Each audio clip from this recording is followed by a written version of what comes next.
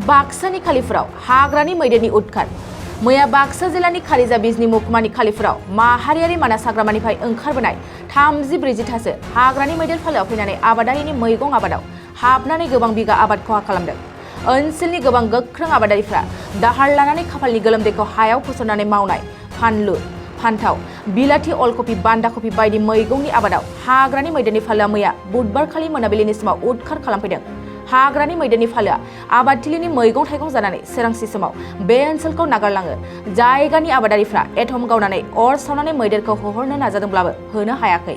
खहा जाजानाय आबादारिफ्रा हाग्रानि मैदेर खहा खालामलांनाय आबादनि माबा मोनसे सुबिदा खालामना होनांगोन होननानै दाबि खालामदों। আমাৰ বালিপুৰ গাঁৱত বানাছৰ পৰা হাতী আহিছিলে। আমাৰ বিলাহী খেতি, বেঙেনা খেতি এইবিলাক সব খেতিবিলাক হাতী আহি ভাঙি চাঙি শেষ কৰি দিলে। শেষ কৰি দিয়াৰ পিছত আমি এই ঘুমটিৰ পৰা এই হাতী অহাৰ পিছতে ঘুমটিৰ পৰা আহি আমি কাইচা বনেৰে জিউ লগাই খেতিবা আহিছোঁ। সেই আমাকে খেদি এই খেতিবিলাক ভাঙচুৰ কৰিছে। আমাৰ মোটামুটি প্ৰায় 15 বিঘা মাটি নষ্ট কৰি দিলে। আমাৰ একদম ধ্বংস হৈ গেলে। আমি ইন্টাৰেষ্টত পইচা পাতি লৈকিনে আমি খেতি বাতি কৰিছিলোঁ। এতিয়া আমাৰ উপায়হীন হৈ গেলোঁ। কেনেকুৱা এই ইন্টাৰেষ্টৰ ঋণখিনি মাৰিম এইটো আমাৰ কোনো ৰাস্তাই নাই। ৰাস্তাটো আমাৰ শেষ হৈ গেলে। আমাৰ খেতি নষ্ট কৰিলে বিলাহী, বেঙেনা, ফুলকবি আৰু জলকীয়া খেতি। আজি ৰাতি যোৱা ৰাতি মোটামুটি হাতীৰ এটা জাগ আহিছিলে।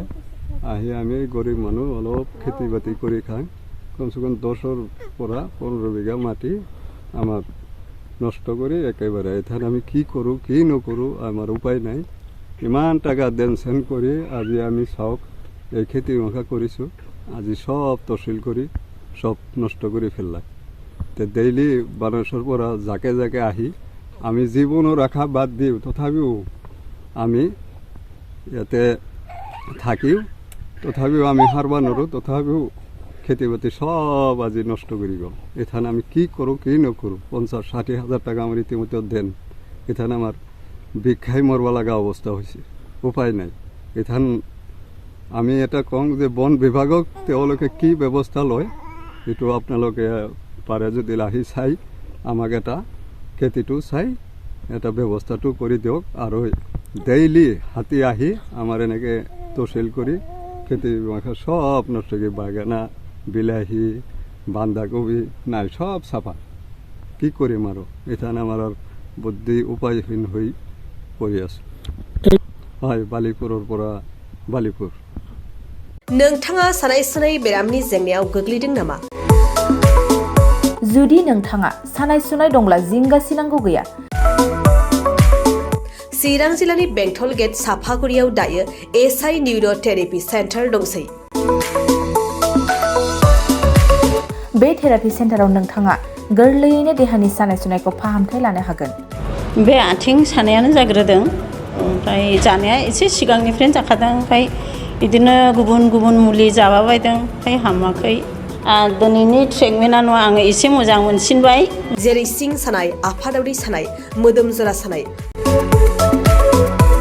आइजोफोरनि जेंना, खर' सानाय बायदि बेरामखौ फाहामनाय जायो।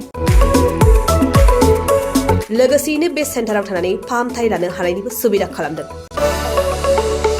नोंथांमोनहा एसआइ निउर' थेरापि सेन्टाराव फाहामथाय लानो गोसो दंब्ला नैबे मबाइल नम्बर 7620160459 नङाब्ला 9476977956 आव थोंजों सुलाद लानो हागोन।